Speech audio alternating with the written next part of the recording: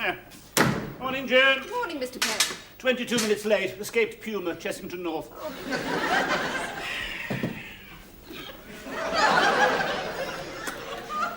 Right. I don't know whether you noticed then, Joan, but I grabbed you this and kissed you. I did notice, Mr. Perrin. You don't mind? I find you very attractive, Mr. Perrin. Yes, of course. But the point... No. The point is, Joan, I'm married to Elizabeth. You're married to Tony. This is my office. You're my secretary. And it isn't normal, for even in the late 1970s, for bosses to come in on Monday mornings, grab their secretaries and... Is it? Well, you told me last week, Mr. Perrin, that you didn't want to go on and on being more and more successful. You were tired of being a rich, powerful tycoon, and you were going to destroy your image by behaving eccentrically and by shocking people. Yes, I did. Well, therefore, I'm not at all surprised when you start behaving eccentrically.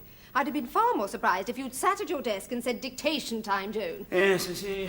Of course, if you want to shock people, you ought to kiss me in front of Tony or Elizabeth. I will. Thank you, Joan. I'll do that. Yes, yes. In any case, I have a very good opportunity to shock people. I've been invited to give an exclusive interview on BBC One, ITV, or BBC Two. Oh, but that's wonderful, Yes, Mr. Perrin. Which have you decided to give an exclusive interview on? I've decided to give an exclusive interview to all three, Joan.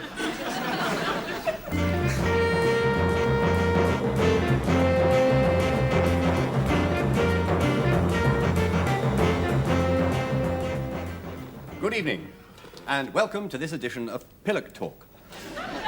Less than 3 years ago, Reginald Perrin opened a shop called Grot in the dreary London suburb of Climthorpe. In its window was a sign which said all the articles sold in this shop are guaranteed useless. Reginald Perrin now has his own factory, almost 60 Grot shops in Britain and on the continent, and last Friday he announced record profits.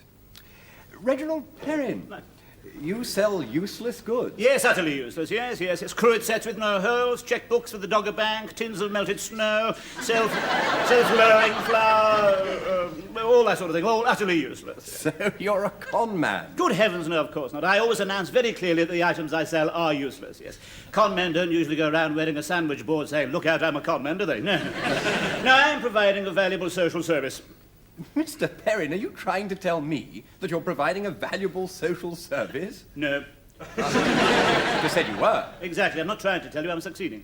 If I'd said I like squashy bananas, I would have been failing to say I am providing a valuable social service. But I didn't say I like squashy bananas. I said I am providing a valuable social service, thus succeeding brilliantly in saying I am providing a valuable social service.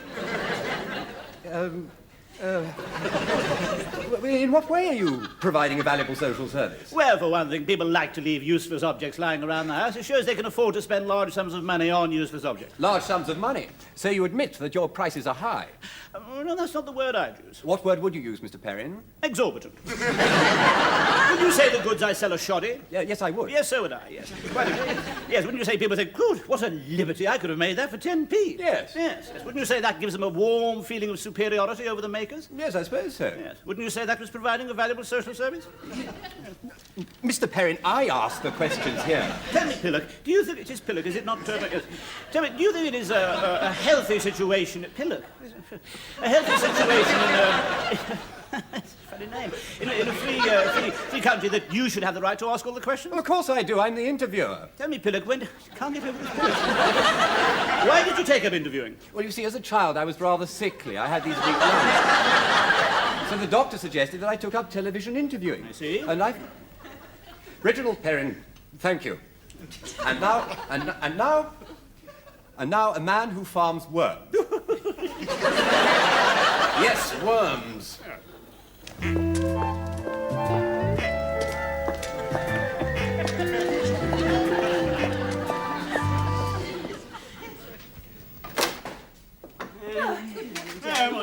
morning, Mr. Perrin. I just wanted the details of the Amsterdam contract. Amsterdam contract in the Falmouth, Paris. Yes, got it. Thanks. Darling, you may not have noticed I'm kissing Joan. Yes, I did notice, darling. See you at lunchtime. Don't you mind? Well, it's one of your little games, Reggie. Shocking people is one of the things you do. But don't you mind? Oh, you don't mean it. I mean, you wouldn't do it in front of me if you meant it, so why should I mind? But darling, Joan, please. Darling, I mind that you don't mind. Oh, good. I'm glad that you mind that I don't mind. Now, I must rush if you don't mind. No, I don't mind. I thought you were very good on television last night, Mr. Perrin. Good. Well, he thought he'd make you look ridiculous, but you certainly put him on a spot when you said you saw the whole thing as a social service. Yes, I suppose I did. You were really a great success. Was I? We soon put a stop to that. You watch me tonight on ITV.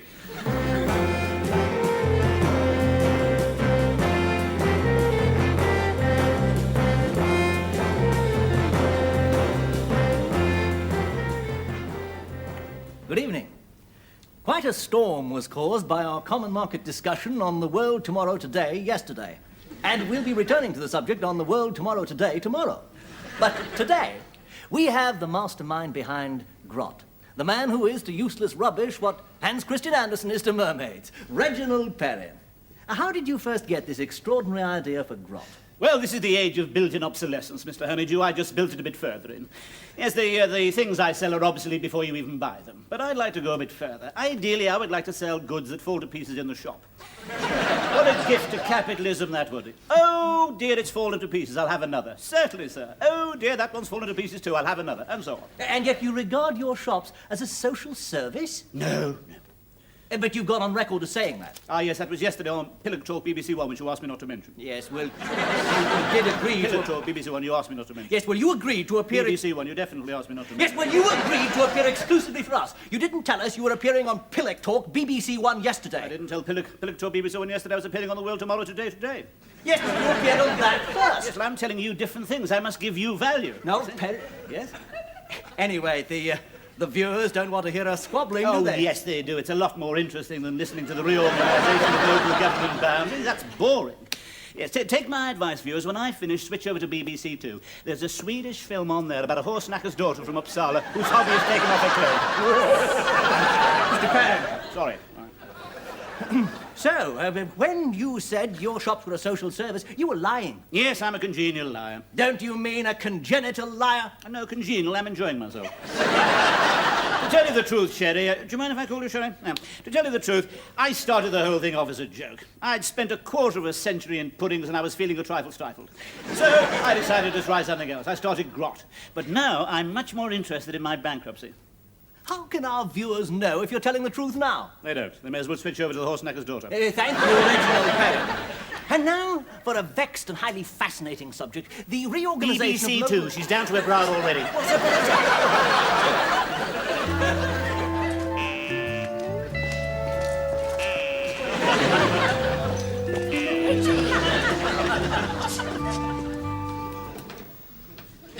I told you, darling, he's always 22 minutes late. Yes, well, in that case, he should be arriving now.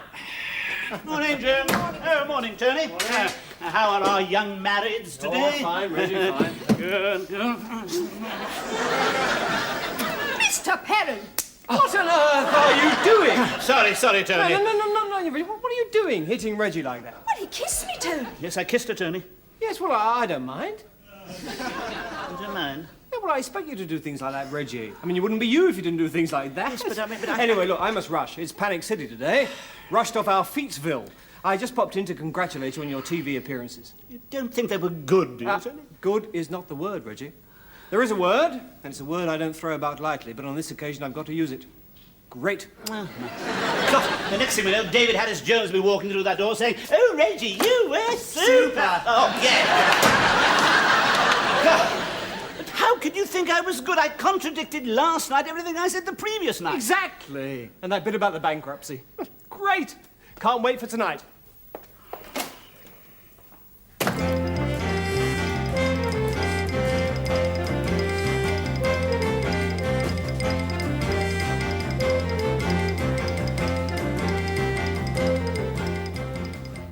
Good evening. Britain in Europe. This week we meet Reginald Perrin, one of the most fascinating men on the British shop scene. High street prankster or social visionary? Well, Europe will soon have a chance to find out. Mr. Perrin, your rapid growth brainchild, the rubbish chain Grot, is really beginning to move into the Hauptstrasses and Grand Rue, isn't it? Ja and oui. But frankly, Peregrine, I am worried about the philosophical basis behind Grot. There seem to be serious contradictions inherent in the concept. And you feel that this is relevant to Europe? No. But it's Europe we're interested in tonight. You may be Peregrine, I am not. Yes, but we're doing a series on Europe. Hard luck. Well, I mean, last week we discussed the success of the British washing up liquids. I mean, they're taking the Iberian Peninsula by storm. Oh, they're cleaning up, are they? Yes, they're... Oh, washing up liquids, cleaning up is very good. But Very good, excellent. To get back to Europe, Yes, yes. have you made any marketing surveys on the continent? Now, I'm glad you asked me that. Well, perhaps you'd like to answer it then. No, I would prefer to talk about my cruet sets with no holes. We say the purpose of a cruet set is for condiments to emerge when it is tilted thus. But when we tilt this cruet set, it has no holes, therefore no condiments emerge. It is therefore useless. Mr. Perrin, I am trying Very trying. to talk about Britain in Europe. Frankly, Peregrine O'Bean, to date I have found your questions rather boring. But do try again. I'll try to find them more interesting. Oh, well, have you learnt anything from the European operations of Marks and Spencer's, Woolworths and that Derrick? Good try, Peregrine. Still boring. It is therefore useless as a cruet set. But perhaps it is prettier than a cruet set with holes. Maybe it amuses people. What merry laughter will ring round the family dining table while short-sighted Uncle George endeavours to season his soup. It is therefore useful as a cruet set with no holes. We can now say of all other cruet sets with holes, what a ridiculous cruet set, it's full of holes. See, the salt and pepper emerge. What sort of a cruet set with no holes is that? Let's get back to Europe, Perhaps please. my quest for true uselessness is useless. Perhaps the pursuit of uselessness is the only truly useless thing. Reginald Perrin, thank you. However, have we finished?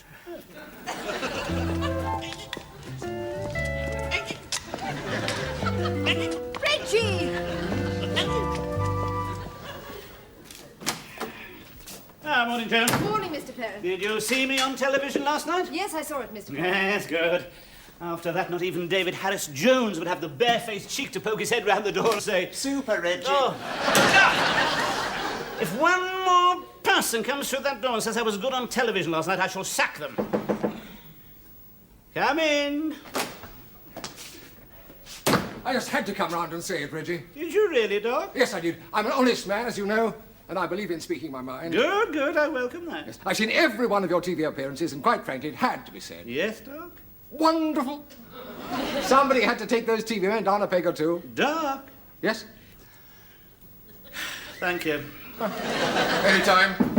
Come in. Oh, Morning! Did you see Reggie? On television last night? Yes, I did. Wonderful! Reggie, I've got a bit of a problem, and it needs your immediate attention. My immediate attention, certainly, CJ. Joan, take a letter. To the manager of the Grot Shop, Redford, dear sir. I am sorry to hear you have not yet received our supplies of edible furniture. This can only be due to the non-arrival of supplies. I am, however, deeply disturbed to hear you have not yet received our new range of dentures for pets, which are proving so popular with bloody silly idiots who put little doggy dentures in glasses of water beside the kennels, and even little budgie dentures in even smaller glasses of water beside their cages. I'm sorry, CJ, only that letter was not at all urgent. Oh, Reggie. Well, I want to talk to you about the new Grot Shop in Hamburg. Yes, good idea, CJ. So do I. Joan, take a letter, will you? To the manager of the Grot Shop, Ebervale, near Hamburg, Welsh, Wales. Dear sir, it has come to my notice that you've been serving Welsh people in your shop. I wouldn't have thought I had to tell you this. I want no more Welsh people served from now on. Yours, etc., Yaki Dot. Right. Have you got that, Joan?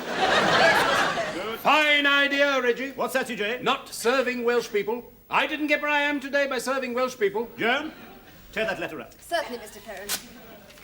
Reggie, have you now finished all your urgent letters? Yes, thank you, CJ. I am all ears. The Germans are insisting on calling the Hamburg shop Grot Fabriken Rubbish House. Yes. No, I didn't get where I am today. By calling the new shop... Grot Fabriken Rubbish House. Certainly not, CJ. What a ludicrous name for a shop. Good, we'll call it that then. Splendid. Thank you for wasting my time, CJ. Good morning. You see, Joan, it is absolutely hopeless. I can't shock anybody, not even CJ. Well, they all know you too well, Mr. Perrin. Yes, I suppose that's it. You've got to shock people you don't know. Yes, I suppose the only people I could possibly shock are perfect strangers. Yes. Yes, come in. Mr. Herbert. A perfect stranger if ever I saw one. Thank you, Joan. Come in, Mr. Herbert. Do come in. Thank you. Come in. Ah, yes, of course, Mr. Herbert. Yes, yes, yes. You have applied for the job of our new northeastern sales area, haven't you? Do sit down, right. Mr. Oh, Herbert. thank you Yes, very yes. Yes. Come on, Herbert. Sit down. I haven't got all day. Come on. Good, good. Right, you've got to get rid of that dandruff. You realise that? Oh, yeah. I do have a slight dandruff problem. Yes, you're in an ongoing dandruff situation. Exactly. Yes, well, there's a chap in Switzerland cures it in a fortnight. Oh, really? Very painful, of course. Starvation and electrodes. Oh. Yes, he stands you upside down, straps you down, passes an electric current through you. When the voltage reaches a certain height, your hair stands on end and all the dandruff just slides off. Oh, dear. Is it absolutely necessary to... Absolutely necessary. And what about your socks? They're dreadful. Have you no taste? Well, they're a present from my aunt. Answer one thing, commas is another, socks are two things. I realise that. And you don't... What is your name? Herbert, was it? Hubert? Hubert. Herbert. Herbert? Right. Tell me, Hubert, you don't mind me insulting you, Alice? Well, you have a reputation for being a bit unusual. I think a genius has a right to be.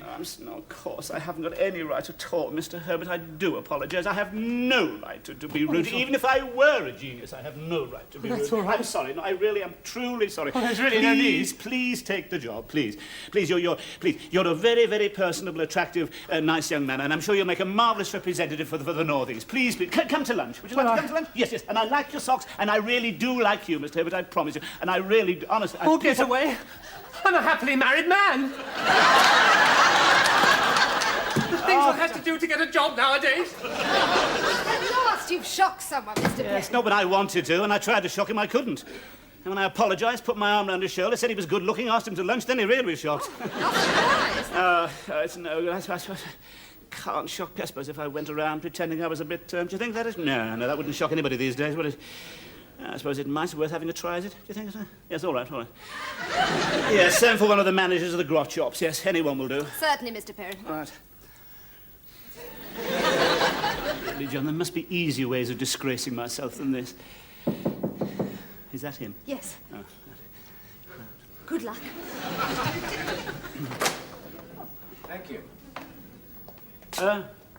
Hello. Mr. Lisbon. Hello. Yes. Do, please sit. Thank you.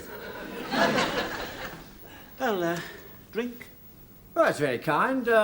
Gin and bitter lemons, my tipple. Oh, excellent. Like chaps who drink gin and bitter lemon. Well, I suppose you're wondering why I've asked you here. Yes, I am, as a matter of fact, Mr. Perrin. Haven't done anything wrong, have I? Not yet. It's Percy, isn't it? Yes. Yes. My name's Reggie. Call me Reggie. Cheers. Cheers, Reggie. Oh, well, this is nice. These are the 70s, aren't they, Percy? Yes. Yes, exactly. The late 70s. Yes. Yes. Of course, they are nearer the 80s than the 60s. Yes. Absolutely. Taboos are breaking down. Certain practices once considered horrifying are now de rigueur in certain circles, aren't they? Yes. I'm a married man, but that doesn't prove anything, does it? No. Fight against it. God knows I fight against it. But I went to a boarding school, and that's all there is to it. There's nothing I can do. But there we go. I'm not making myself very clear, am I? Yes, you are. Am I? Yes. You're suggesting... Yes, I know. I'm sorry, Miss Lee. I'm sorry. I really don't know what came over Miss Lisbon. I'm dreadfully sorry, I really am. I'm not. What? I'm free any night next week. Next week? No, next week's no, next month, I'm afraid. I've got to wait for it. And the month after. Oh, good God, is that the time? You must rush. Look, I have a friend who lays on business orgies, if you're interested. I mean, it's very discreet. There's no risk of any scandal. Ah, well, that's no good, yes. Bye-bye, Percy. Please. Yes. Goodbye. Are you all right, Mr. Perrin? Only just. God, you certainly can't shock anybody these days, can you? Except yourself. Yes. Well, I'm not going to go, Joan. I'm going to make one last effort. One supreme effort. What? Yes. Yes, I know what I'll do.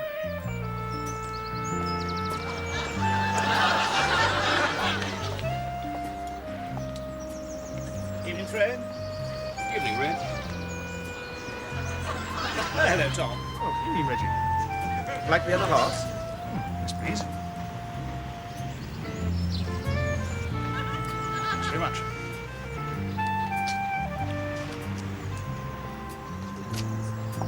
Well, how are you, Mrs. Jackson? Fine, thanks, Mr. Perrin.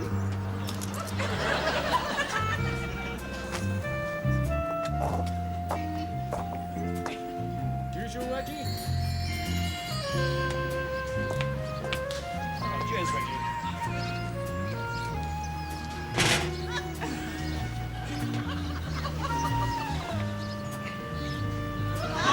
Don't forget to come in to dinner tomorrow evening, Reggie.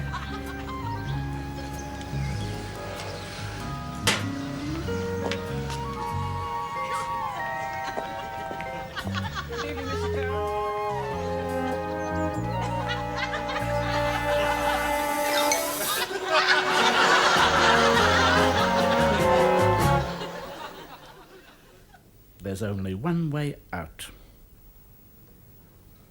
Darling, Yes? do you remember my going away, leaving my clothes on the beach and carrying on living, pretending to be somebody else? Of course I do. It's not the sort of thing that happens every day. No, of course not. Why do you mention it? No, nothing, darling. No, just conversation. Yes, you're right. It's not the sort of thing that usually happens once, let alone twice. Well, of course it wouldn't be likely to happen twice. Reggie, you're not thinking of going off again? No, of course not. No. I realise, darling, my place is by your side. Oh, good. This time I want you to come as well. Please, darling, what does Grot matter? What does Perrin Products matter? What does the house, all these possessions matter? It's us that matters, darling. Yes, but what about the family? Oh, we'll see them, I promise. We can come back when it's all blown over. We can see them then. Yes, but we can't just go off without saying goodbye. No, of course not. No, we'll say goodbye, darling. But if you say goodbye, they'll know what you're going to do. Ah, yes, that's true. Yes, we better not say goodbye. Then we'll. Yes, I know. We'll say hello. We'll have them all round and we'll say hello. How's that, darling? You're absolutely sure about going away now, darling. You really are. Reggie, we've talked about it all night and all day. Yes. You have promised me that we'll see the family again one day. Right. You were determined to go, and you are more important to me than anything else. So I have told you that I am absolutely sure that I want to go. So please let's talk about it anymore. Sorry, darling. Shan't say another word. Sorry. You're absolutely sure, darling. You really are. Absolutely. Reggie! Yes, all right, sorry, darling. Sorry. I really don't deserve someone like you. No, you don't. Oh, they're here. Now, don't forget. Hello. Just come down to say hello. Hello. I'm just saying hello. Hello. Yes. Come in. Oh, hello. Oh, hello, Linda. Dad. Hello. Hello. Hello, Reggie. Jimmy, hello. Hello, Reggie. Sit down, please. Sit down. All of us. Yes, come on, darling. Well, we asked you round here for rather a particular reason, didn't we? Didn't we, darling? Yes. We just wanted to say hello. Now that's out of the way. Now we can relax. But, Dad, you said that the way most people say goodbye. Did I really? Good Lord. Well, in a sense, you see, it is goodbye. Darling? No, please, let me deal with it. You see, Reggie and I are going somewhere, and we just wanted to have you round just to say goodbye. Where are you going? Oh, well, we thought... Yes, where are we going, darling? Woking. Woking. Yes, we're going to Woking. Yes, that's right. Yes. Why are you going to Woking? Well, we just... where are we going to Woking, darling? To the flower show. Yes, that's it. We're going to Woking Flower Show. Oh, to the flower Yes, show. yes. That'll be nice. When is it? Mostly it's when is it, darling? Tomorrow. Tomorrow, yes, it's tomorrow, the flower show. That's Well, it, yes. that'll be a nice day out, won't it? I'm not a flower person. Interesting chaps, flowers. If Hitler had bred pansies, there wouldn't have been a war. So we thought we'd have you all round to say goodbye, just in case something happened to us on the way to Woking, and we didn't see any of you for quite a while, didn't Yes, we? that's right, we did. There. Cheers. Cheers. I'm not a champagne person, thank you. Does blow you out a bit. No, thanks. So, Linda, Tom, if just for the sake of argument, if this was the last time we were going to see each other for quite a long time, which of course it isn't, because we're only going to Woking to the flower show for the what would you like to say to us? Thank you, Reggie, for giving me a job. No. Because working for you has made me happy, and I'm a happiness person. I'm only really happy when I'm happy. And that's given Linda and me a deeper contentment, hasn't it, Lindy Squirts? Hasn't it? Oh, were you talking to me? Well, of course I am. Well, my name isn't Lindy Squirts, Tom. It's a term of endearment, Squelchy Poos. Well, it's a great pity you can't find other ways of showing your endearment. Yes. Jolly good. Thank you. Jimmy, if we weren't seeing each other for quite a long time to come, which of course we are, because we're only going to Woking for the flower show. What would you like to say to us?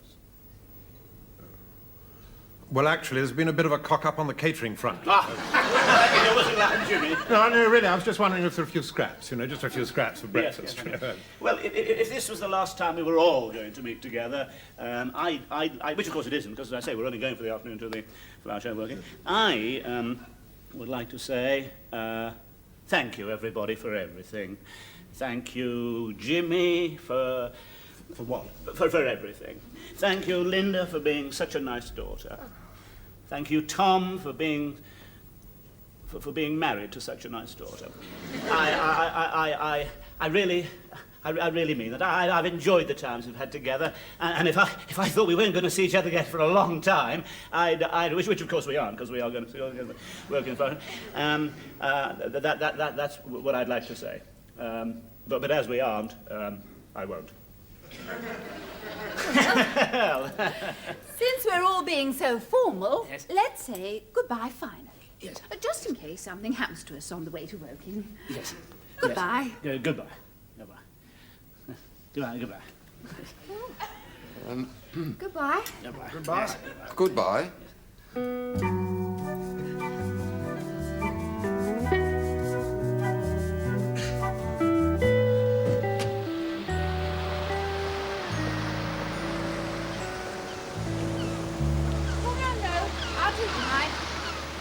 Now on, we're going to be equal partners. After all, I did marry you twice.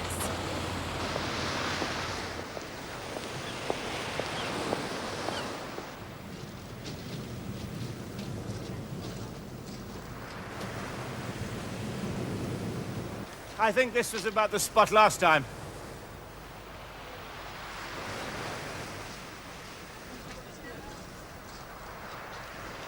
Goodbye, old Reggie's clothes. Goodbye, old Reggie. Goodbye, old Elizabeth's clothes. Goodbye, old Elizabeth.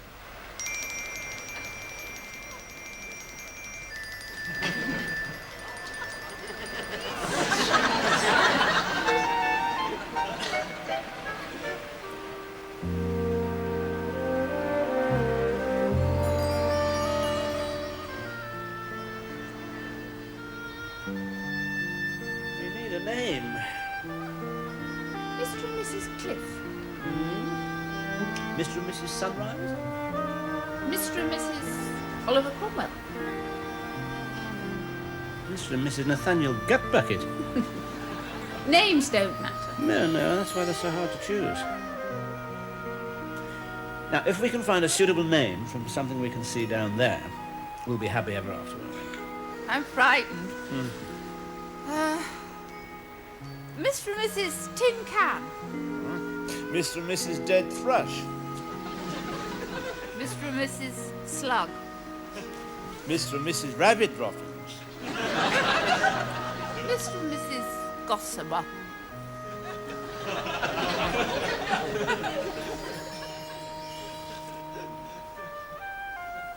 Shall we rest for a moment, Mrs. Gossamer? Why not, Mr. Gossamer? It's a good morning for starting a new life. The sun glinting on the oil slick. Coaster making too much smoke. On that ship at this very moment, ignorant of us here, a sweaty chef with a dirty vest and great clumps of red hairs under his arm, is serving greasy bacon and egg to queasy customers who... Oh, good morning. Yeah. 10p for a cup of tea, Gov. Yes, of course. Here, Tiger. I didn't get where I am today without asking for 10p for a cup of tea, Gov.